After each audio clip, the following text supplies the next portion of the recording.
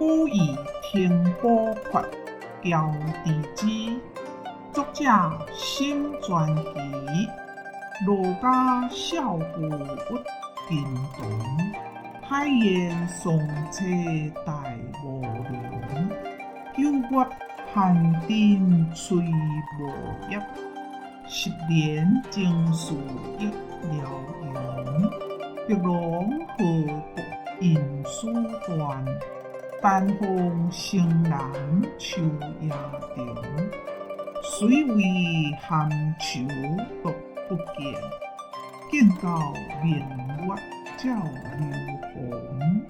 谢谢您的观赏，希望您会喜欢我为您制作的影片，请支持我，点击 subscribe， 然后再单击小铃铛。